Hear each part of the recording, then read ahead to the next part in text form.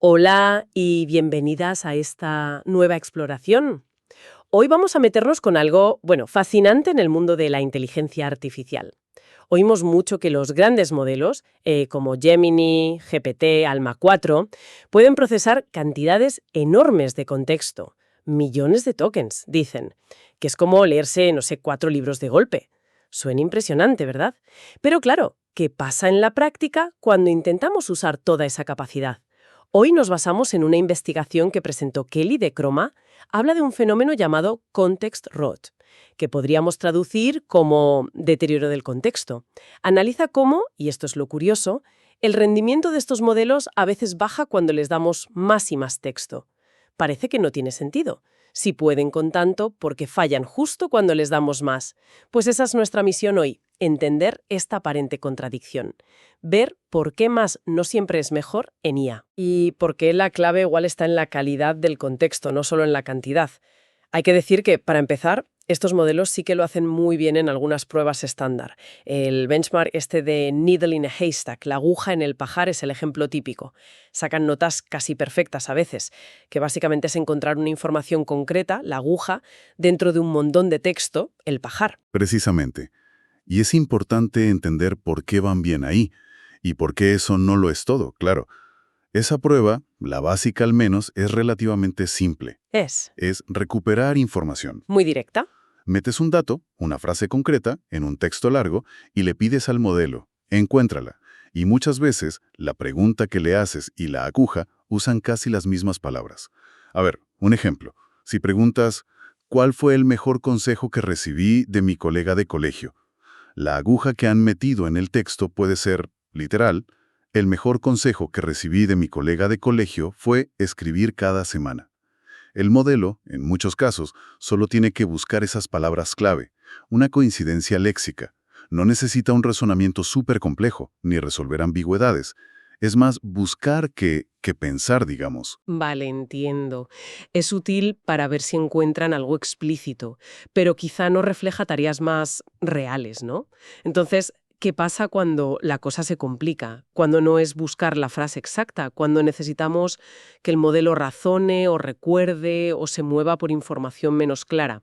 Ahí es donde, según esta investigación, empiezan los problemas. Podríamos empezar con un desafío muy normal, la memoria en una conversación. Imagina un chat, un asistente. Le contamos cosas. A lo mejor hace 10 mensajes le dijimos que vivimos en San Francisco. Y si ahora preguntamos, ¿qué actividades al aire libre me recomiendas para hoy? ¿Qué hace sol? Pues lo ideal sería que se acordara de dónde estamos y nos diera ideas para San Francisco, no algo genérico. Y lo primero que piensas es, bueno, pues le meto toda la conversación anterior en el contexto cada vez. Así tiene toda la información. Pero parece que esta idea tan simple no funciona tan bien como parece. Efectivamente, la investigación de Croma justo pone eso a prueba. Usaron un benchmark que llaman Long Mem Eval. Crearon conversaciones simuladas pero muy largas, unos 500 mensajes que podían ser como 120.000 tokens. Una barbaridad. Y al final de esa conversación tan larga, le hacían una pregunta. Una sobre un detalle concreto que se había mencionado mucho antes. Y luego compararon qué tal lo hacía el modelo en dos casos. Uno con todo el contexto, los 120.000 tokens, y otro con un contexto condensado, donde solo ponían los mensajes importantes para responder esa pregunta final. Unos 300 tokens, nada más. Y los resultados, bueno, son bastante claros. Los modelos rinden mucho, mucho mejor con la versión corta, la condensada. Lo interesante es que incluso los modelos más potentes, los que tienen esas ventanas de contexto gigantescas, incluso ellos tienen problemas para encontrar la información correcta si está rodeada de demasiado ruido, de contexto irrelevante de la conversación. Es como intentar oír un susurro en un concierto, ¿no? Aunque el sonido esté ahí, el resto lo tapa. La capacidad técnica de oírlo todo no significa que puedas distinguir lo importante. O sea que la propia longitud del historial, aunque esté la respuesta dentro, puede ser un obstáculo. Más información no siempre ayuda a veces, estorba. Ya. Y esto me lleva a otro problema, la ambigüedad. No siempre hacemos preguntas súper precisas o damos instrucciones clarísimas. Exacto. Es un reto constante. Piensa en depurar código, por ejemplo. Casi nunca le dices al modelo, oye, el error está en la línea 573. Lo normal es darle un bloque de código grande y decir algo más vago, en plan, encuentra qué causa este fallo, o mejora esta función. La petición es ambigua por naturaleza. Para estudiar esto lo que hicieron fue modificar la prueba de la aguja en el pajar. En vez de buscar una coincidencia casi literal, metieron diferentes niveles de ambigüedad. Entre la pregunta y la aguja, la respuesta correcta escondida. Midieron esa ambigüedad con la similitud del coseno, que es, una forma matemática de ver cuánto se parecen las ideas. El significado entre la pregunta y la posible respuesta, no solo si usan las mismas palabras. Si la similitud es alta, se parecen mucho, poca ambigüedad. Si es baja, son más distintas conceptualmente, más ambiguas. Volviendo al ejemplo del consejo de escritura. La pregunta, ¿cuál fue el mejor consejo de escritura de mi colega de colegio? Una aguja poco ambigua con alta similitud sería, el mejor consejo de escritura que recibí de mi colega de colegio fue escribir cada semana.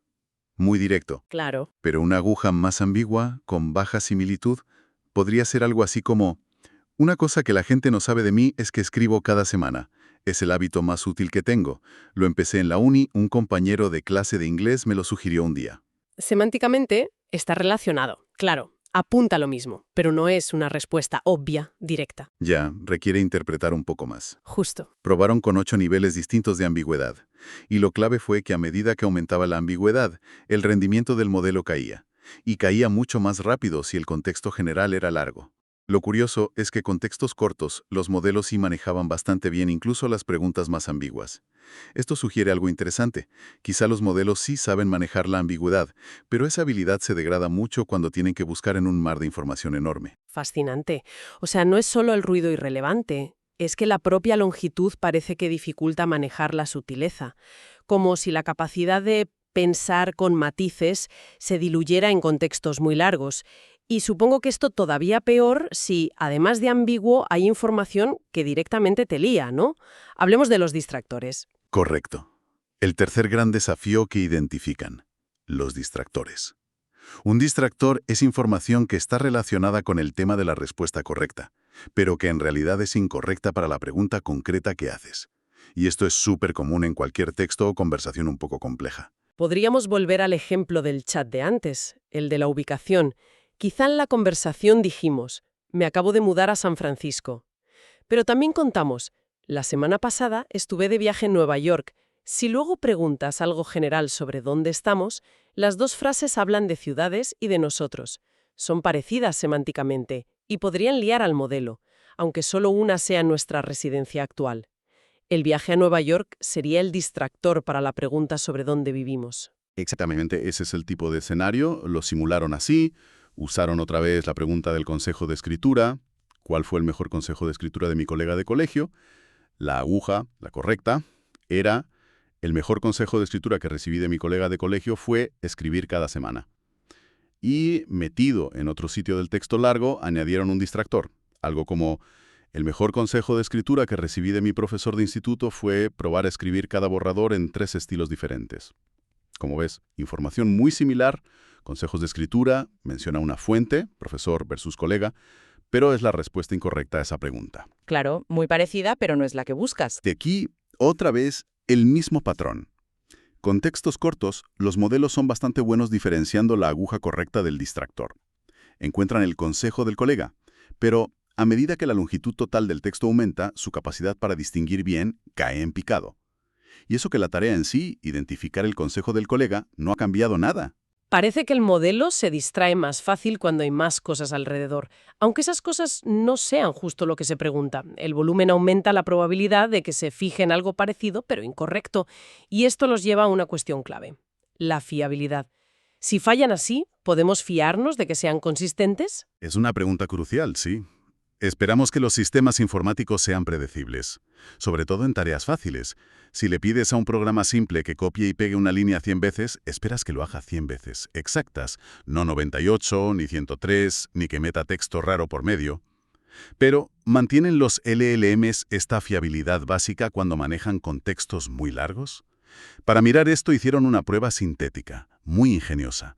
Crearon una lista larga, larguísima, la misma palabra repetida muchas veces, pero con una única palabra diferente metida en un sitio concreto.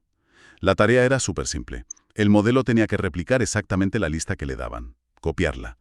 Midieron qué tal lo hacía con la distancia de Levenshtein, que básicamente cuenta cuántos cambios, letras añadidas, borradas, sustituidas, hay entre lo que saca el modelo y la lista original. Mide las erratas al copiar, digamos. Vale, ¿y qué pasó? Pues los resultados fueron sorprendentes. Vieron caídas importantes en el rendimiento, errores notables, incluso con listas de solo 500 palabras. Y 500 palabras no es un contexto enorme hoy en día. Los modelos a veces repetían palabras de más, o se saltaban algunas, o en algunos casos soltaban cosas totalmente aleatorias que no tenían nada que ver con la entrada. Esto demuestra que el procesamiento del contexto no es uniforme, ni totalmente fiable a medida que se alarga. Incluso para tareas que no requieren entender nada, solo atención y copiar. Es como si se perdieran a mitad de camino o su atención fallara. Vaya, eso sí que es revelador. A ver, si recapitulo. Problemas con la memoria a largo plazo. En chats más sensibles a la ambigüedad, contextos largos, se lían con información parecida pero incorrecta, los distractores, y ahora incluso falta de fiabilidad básica al copiar si el texto se alarga. Todo esto dibuja un panorama bastante distinto al marketing de millones de tokens, ¿no? Entonces, ¿qué significa esto en la práctica? ¿Esas ventanas de contexto gigantes son inútiles? No, inútiles no diría yo. Pero sí que hay que interpretar qué significa realmente soportar 1.000.000 de tokens. El punto clave que saca Chroma de esto es que hay una diferencia enorme entre la ventana de contexto máxima que un modelo puede aceptar ¿Y? la ventana de contexto óptima para que rinda bien, de forma fiable y precisa, en una tarea concreta. Que el modelo pueda comerse toda esa información no garantiza que la digiera bien y la use eficazmente para todo. Entiendo. Por lo tanto, el reto no es solo meter más y más información en el prompt. Se convierte en un problema de optimización. ¿Cómo le damos al modelo la información que necesita, maximizando lo relevante y minimizando el ruido, la ambigüedad, los distractores, que sabemos que empeoran el rendimiento? A este proceso, a diseñar con cuidado el contexto que le das al modelo, en Chroma lo llaman ingeniería de contexto. Ingeniería de contexto. ¿Suena bien? Y es fundamental entender que no hay una receta única. Para nada. Depende totalmente del uso que le vayas a dar. Mencionan algunas estrategias generales que se pueden usar. Una es el resumen, summarization. Imagina un agente de IA que hace tareas complejas, en varios pasos. En lugar de arrastrar un historial de conversación o de acciones cada vez más y más largo, puedes meter pasos intermedios donde el propio modelo resume lo importante que ha pasado hasta ese momento. Así mantienes una memoria relevante, pero mucho más corta, más manejable. ¿Tiene sentido, sí? Otra estrategia es la recuperación, retrieval. Esto es muy útil si trabajas con una base de conocimiento grande y que no cambia mucho. Documentación técnica, políticas de empresa, catálogos. En vez de intentar meter toda la documentación en el contexto, que sería imposible, la guardas en una base de datos especial. A menudo, una base de datos vectorial. Piensa en ello como una biblioteca súper avanzada que organiza la info por significado, no solo por palabras. Ah, interesante. Cuando el modelo necesita información, busca en esa biblioteca semántica y recupera solo los trozos más importantes para la pregunta actual. Suele ser más rápido y más barato, pero, claro, tienes que diseñar bien cómo buscar y recuperar esos trozos. Hay que experimentar. Y eso es lo crucial, experimentar. Entender qué necesita tu aplicación. Un chatbot, un analizador de código, un resumidor, y probar.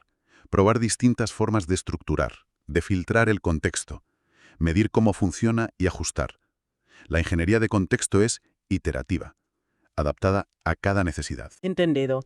Así que, resumiendo, la capacidad que anuncian los modelos para contextos gigantes es una pasada técnica, sí, pero no garantiza que funcionen bien en la práctica.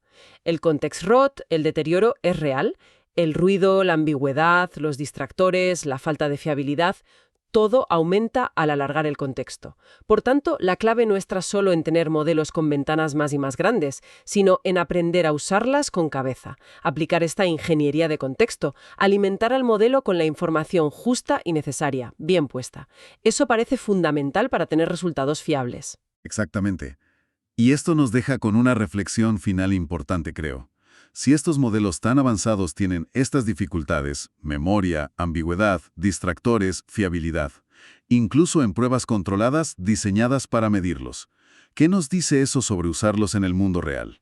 El mundo real es inherentemente mucho más caótico. Más desordenado, lleno de información contradictoria, incompleta, irrelevante, ambigua, mucho más que cualquier benchmark. La pregunta que surge es, ¿cómo podemos diseñar sistemas de IA que no solo reaccionen a este deterioro del contexto, cuando ya pasa, sino que lo anticipen, que lo mitiguen de forma proactiva, desde el diseño? ¿Cómo construimos sistemas robustos que sean conscientes de sus limitaciones y trabajen con ellas, en lugar de asumir que no existen? Esa es una de las grandes fronteras ahora mismo en la IA generativa práctica. Una cuestión fundamental, sin duda, para el futuro de estas tecnologías. Muchas gracias por guiarnos en este análisis tan revelador sobre los límites prácticos del contexto en los LLMs. Para quienes quieran profundizar más, el informe completo de Croma está disponible en research.trisocroma.com. AlphaTech, llevamos tu negocio al futuro.